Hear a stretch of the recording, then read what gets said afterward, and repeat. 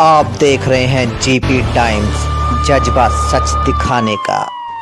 दिल्ली के दावड़ी थाने के पास इलाका सिंडिकेट में खुलेआम चलती नशे की तस्करी और रात दिन चलता खुलेआम नशे का कारोबार। ज्यादा न कहते माहौल इतना बिगड़ जाता है कि एक बहन बेटी का घर से निकलना भी जानलेवा और दुश्वार बन जाता है।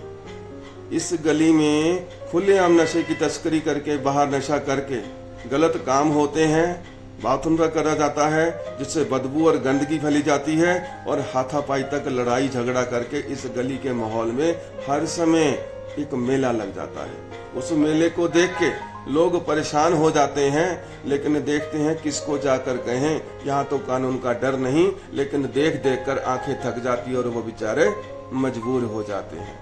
ज्यादा न कहते हुए इस दावड़ी थाने की जिम्मेदारी के अंदर आप देखते हैं इस इलाके के अंदर इस गली में कैसा माहौल है, लेकिन 2 मिनट के अंदर यहाँ माहौल ऐसा बन जाता है कि लड़ाई झगड़े, गाली गलौज और हाथापाई तक गिरेबान पकड़ के नीचे गुत्थम गुत्था हो जाती है और गली में एक सस्पेंस बन जाता है। मैं पत्रकार सरबजीत सिंह आपको बताना चाहता हूं कि दावड़ी थाने की इस जिम्मेदारी के अंदर इलाका सिंडिकेट इनकलेव गली नंबर 7 और भी गलियों में चलती नशे की जो तस्करियां हैं, जो इतना माहौल बिगड़ चुका है कि आसपास रहने वाले लोग बहुत ही परेशानियों से गुजर रहे हैं। जितनी भी इसकी निंदा करी जाए उतनी कम है, लेकिन कानून देखकर भी अगर नजरअंदाज करे तो क्या माना जाए कि कानून है या नहीं। आप खुद देख सकते हैं इस गली में इस 2 मिनट के अंदर ऐसा माहौल बन जाएगा, उस गली के अंदर देखते देखते एक मेला लग जाएगा। इसी मेले में पिए हुए जो नशा करके बाहर निकलते हैं उनमें गाली गलौज करके ऐसा माहौल बन जाएगा और गली में आप खुद देखिए कि 2 मिनट के अंदर गुत्थम गुत्था होके कई बार लहू लुहान हो जाते हैं और गाली गलौज सुननी पड़ती है। लेकिन गली से एक गुजरना भी किसी बच्चे और बुजुर्ग के लिए, माताओं बहनों के लिए भी एक सस्पेंस बन जाएगा, उनका निकलना दुश्वार हो जाएगा। आप खुद देखिए कि इस गली में माहौल कैसा है, लेकिन कानून की कोई यहाँ पर डर की फिक्र नहीं है।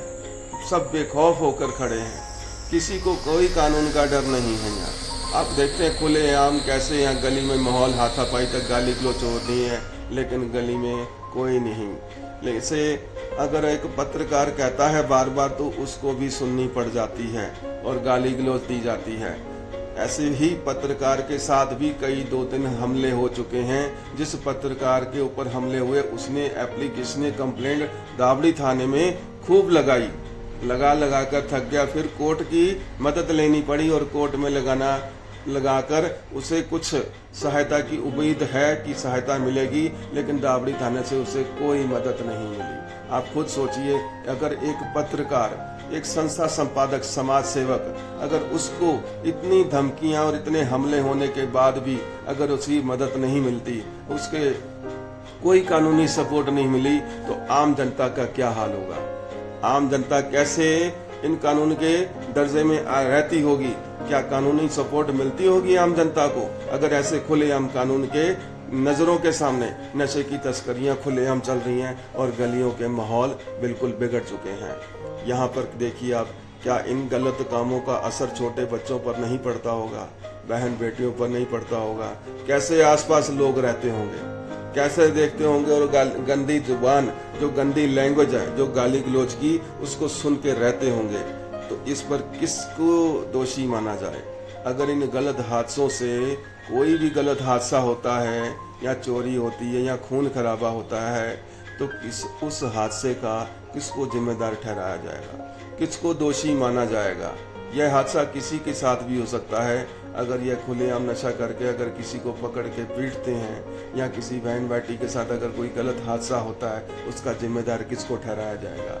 लेकिन क्यों हो रहे हैं? क्या कारण है? क्यों हो रहे हैं? क्या कारण है जो देखकर नजरअंदाज किया जा रहा है और बार बार इसकी याचिका लगाने पर भी इन गलत कामों पर कोई नजर नहीं डालते और इन्हें नजरअंदाज किया जा रहा है? मैं पत्रकार सिर्फ यही चीज़ आपको दिखा रहा हूँ कि अगर रिहायशी इलाका सिंडिकेट इंक्लेव और भी इन गलियों में ऐसा ही काम खुलेआम चल रहा है तो किसको दोषी माना जाए, क्या कहा जाए। Report by Sarvjit Singh. नमस्कार।